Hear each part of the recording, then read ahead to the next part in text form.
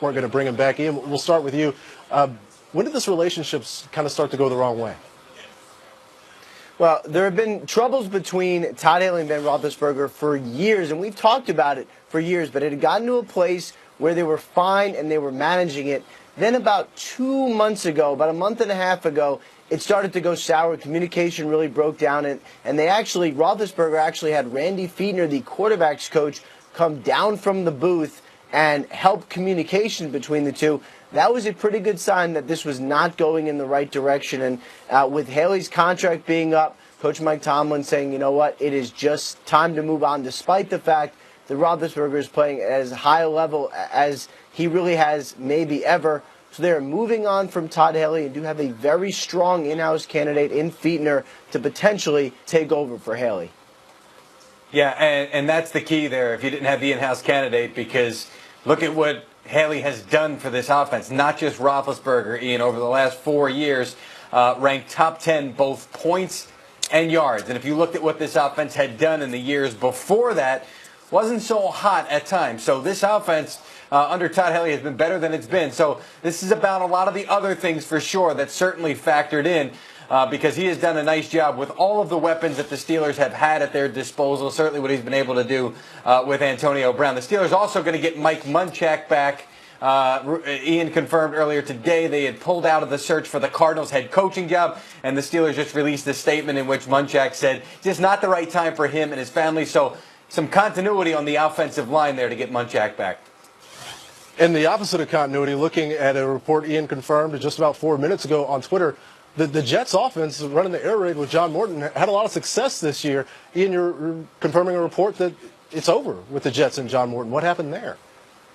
That's right. They have fired John Morton, their offensive coordinator, and this really had been something that had been going on the last couple weeks for the Jets. What they had originally hoped was that Morton would take a job somewhere else. I know the Raiders were interested in a possible position coach job.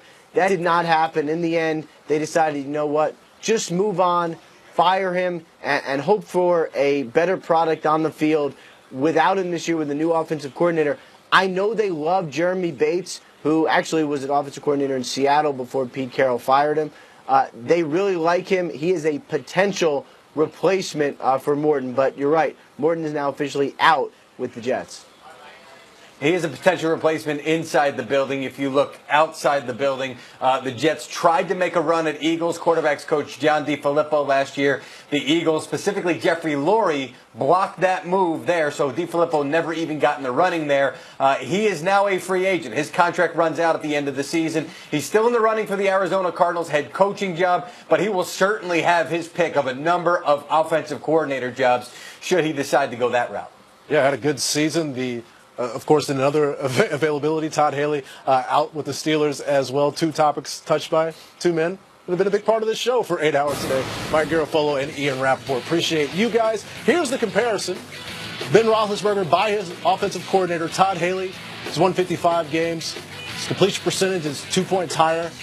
Though for fewer yards per attempt, but his yards per game is up. His touchdowns almost equal, and his passer rating a little bit better with Todd Haley. For more on this relationship and how it operated, let's go over to our boardroom.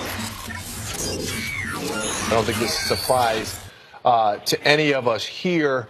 But, Mike, why don't you start with this about Ben Roethlisberger, about Todd Haley, and just the fact that their relationship just became so salty they had to break this apart. Well, Ben, like many great artists, Ben is not easy. And he not only, there are things behind the scenes, I'm sure, that go on that we never hear about, but he's publicly kind of a drama queen.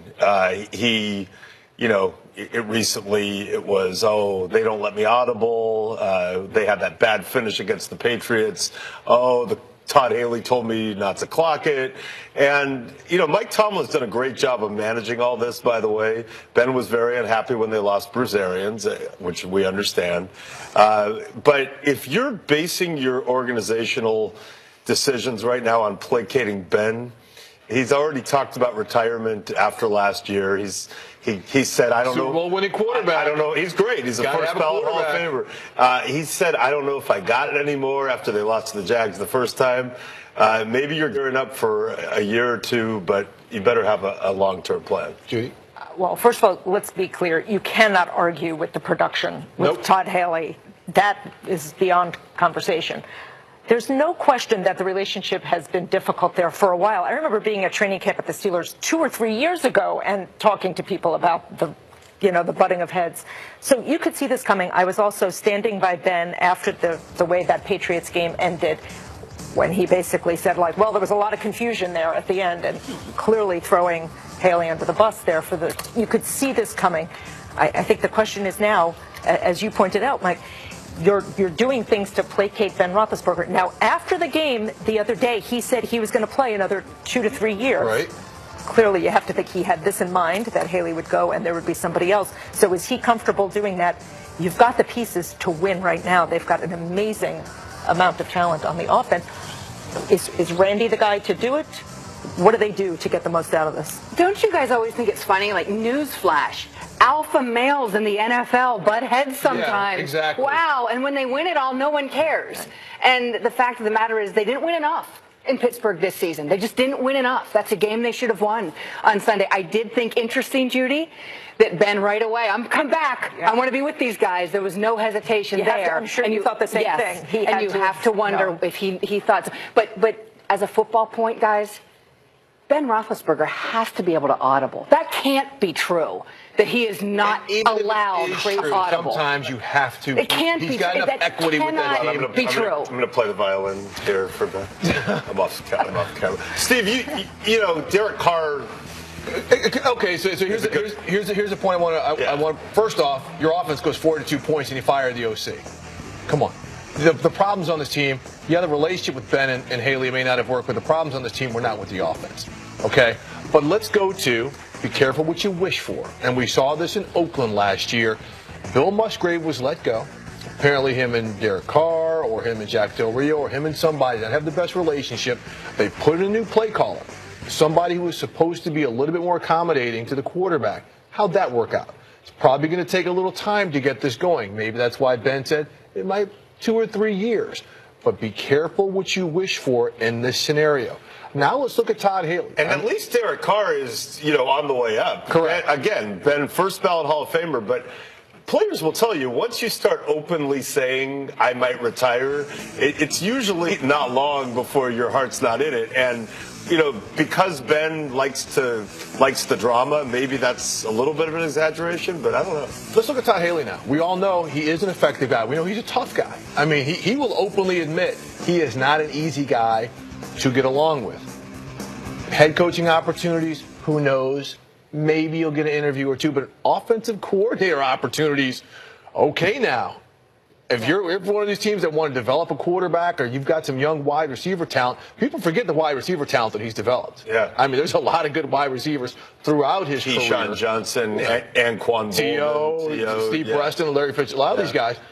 But a good fit. I mean, I'm just saying, whoever gets the job in Tennessee, I would look very, very hard at Todd Haley to be my offensive coordinator. You better be a really strong head coach if you go in that direction. Like Mike Tomlin. Appreciate the Boardroom Championship Wednesday continues here on NFL Network. The Vikings going to have to put their miracle finish behind them. The Eagles get a chance to be the underdogs again. Talking about this matchup in the NFC as Championship Wednesday continues on NFL Network. Guys, ready to lose weight and get in the best shape of your life? Introducing the brand new South Beach Diet. South Beach for Men is